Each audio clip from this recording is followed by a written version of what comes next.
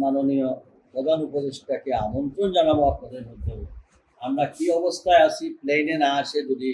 দয়া করে রোডে অথবা ট্রেনে আসেন, তাহলে আমার মনে হয় তার বিচক্ষণতা দিয়ে তিনি সিদ্ধান্ত দিতে পারবেন এখানে রাস্তা হওয়া উচিত। তখন এটাকে চালু করতে 2 ঘন্টা সময় নাই, তাহলে মানুষ ততক্ষণে কিন্তু পানি পায় না, তখন মানুষ ক্ষিপ্ত হয়। আমার কথা হলো, আমরা কত মেগাওয়াট বিদ্যুৎ উৎপাদন করি আর আমাদের কত মেগাওয়াট বিদ্যুৎ প্রয়োজন, সেই ক্ষেত্রে তো আমরা আমাদের অগ্রাধিকার ছিল ওইটা তো দূরের কথা, যেটুকু পাই সেটার মধ্যে আবার লোডশেডিং করে দেওয়া হচ্ছে। এই অঞ্চলে আমরা গ্যাস আমাদের অঞ্চল থেকে উৎপাদন করা হয়, ন্যাশনাল গ্যাসে যার অসুবিধা নাই, এটা তো জাতীয় পর্যায়ে যাবেই, কিন্তু আমাদের বাসা বাড়িতে গ্যাস লাইন পৌঁছানো বন্ধ করে আইন করে ওই ইন্ডাস্ট্রি এদের জন্য, শিল্পপতিদের জন্য। একটা দেশের শিল্প কারখানা বৃদ্ধি হলে আমাদের কর্মসংস্থান, আমাদের পুরো আপত্তি, কিন্তু কত গণ সেফটি গ্যাস ব্যবহার হবে যদি আমাদের হাউস হয় অত্যন্ত অল্প, এবং এটা সব জায়গায় আছে যেখানে যে জিনিস খনিজ পাওয়া যায় সেখানে এলাকার জন্য একটা প্রায়োরিটি দেওয়া, ওই আমাদের তো দেওয়া হচ্ছে না। এখান থেকে যে কোটি কোটি টাকার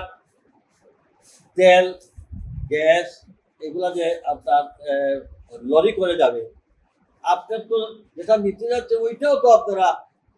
রাস্তা ঠিক না হলে এগুলা যেতে পারে, এটাও তো ক্ষতির সম্মুখীন। এক্সট্রিম মশার কয়েল প্ল্যান্ট ফাইবার দিয়ে তৈরি, ডেঙ্গু চিকুনগুনিয়া বাহি সহ যে কোনো মশার বিরুদ্ধে দেয় এক্সট্রিম সুরক্ষা।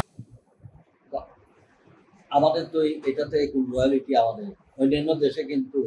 যেখানে যেটা তার এলাকার ডেভেলপমেন্টের জন্য রয়্যালিটি দেয় বিভিন্ন স্থানীয় সরকারের বিভিন্ন সেটাও তো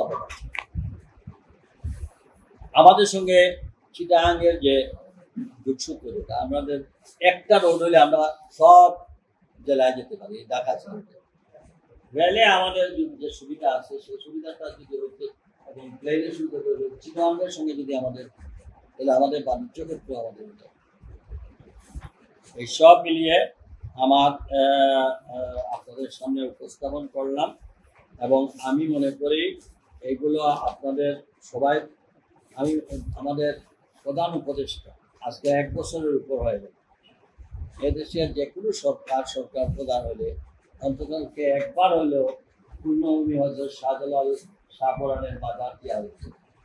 কিন্তু এই সরকার আসার পরে, অন্তর্বর্তীকালীন সরকার আসার পরে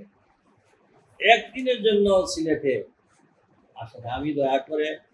মাননীয় প্রধান উপদেষ্টাকে আমন্ত্রণ জানাবো আপনাদের মধ্যে আমরা কি অবস্থায় আছি, প্লেনে না আসে যদি দয়া করে রোডে অথবা ট্রেনে আসেন, তাহলে আমার মনে হয় তার বিচক্ষণতা দিয়ে তিনি সিদ্ধান্ত দিতে পারবেন এখানে রাস্তা হওয়া উচিত। আমাদের যোগাযোগ উপদেষ্টা তিনি যদি ব্রাহ্মণবাড়িয়া থেকে এসে ফিরে গেলেন,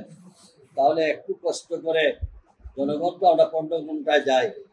আপনার তো পুলিশ আছে, সব ধরনের সব কিছু আছে, দয়া করে আপনার আরো উপদেষ্টাদেরকে নিয়ে একটু সিলেটে আসেন, বিমানে না আসে, দয়া করে আপনি ট্রেনে কিংবা রোডে আসলে আমি আপনাকেও দাওয়াত করতেছি, আপনাদের টিমকে নিয়ে আসেন, তাহলে আমাদের যে দাবিগুলা যৌক্তিক কি যৌক্তিক না সেটা আপনারা